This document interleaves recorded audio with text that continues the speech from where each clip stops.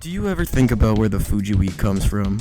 I mean, sure, we all know that chips and other snack foods are mass-produced in a factory to be exactly the same, shape, size, and taste-wise. But what about the other foods? I mean, your meat, eggs, dairy, produce, where does all that come from? You probably imagine a farmer on a farm hand-milking some cows or hand-picking an apple that you saw in the grocery store today. But in reality, about 99% of all plant and animal products that you consume are factory farmed. What is a factory farm? Well, it is a very simple concept and question. There is not one singular definition of what a factory farm is. The easiest way to understand it is a massive farm with mass production of plant and animal products. The Department of Agriculture has stated that for a medium-sized factory cow farm is between 300 and 999 cows. And in a 12-month period, those cows are only let outside for about 45 days. It has been estimated that at these factory farms, about 92.2 billion livestock animals are killed in a year.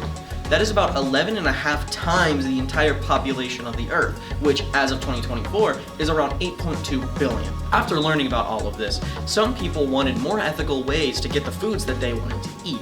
They started supporting local farmers by buying from them directly, starting the farm-to-table movement. But what is it like at these small farms? In order to find out, we reached out to a local dairy farm called Florence Creamery. Let's go there now.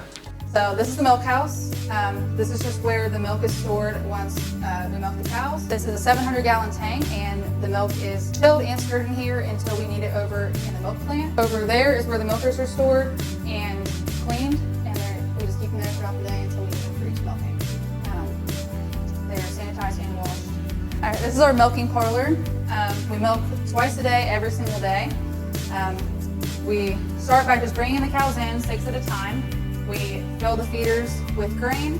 We mix our own grain, and we feed in here so that way the cows are more cooperative and they're happier when they're in here. And then also we know that they're getting the minerals and vitamins that they need. We can see them eating. We start by washing all of them off, getting any dirt and grime off that they got out in the field or in the freestyle barn during the day or in between milkings. Then we put the milkers on. It takes about 5 to 7 minutes to milk out each cow on average. And then we take the milker off and we dip them with the iodine dip just to ensure that no bacteria or anything gets in their udder in between milkings. And then they're free to go. We just rotate groups in and out. This is our milk plant. This is where all of the processing is done, just in this one room. The milk starts by, we pump it from the other building through the glass lines and into the raw tank. It is pretty much identical to the one that's over in the milk farm. It holds 700 gallons, and the only product that's ever in that is raw milk. No pasteurized product gets put into that tank. Once we need it for a batch, we pump it into the pasteurizer, and this is where we heat the milk up to 150 degrees for a minimum of 30 minutes.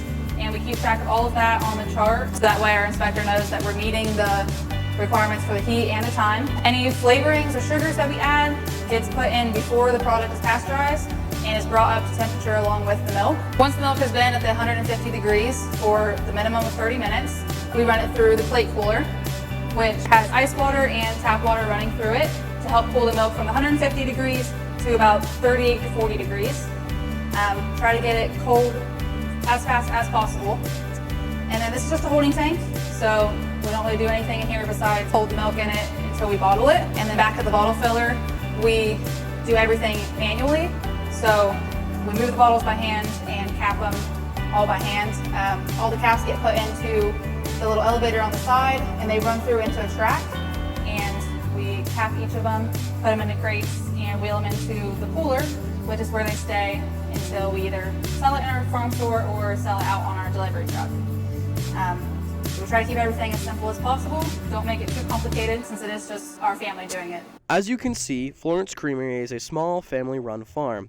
There are many more like them, and by supporting local farms directly, you are lessening the impact factory farming has on animals and the environment.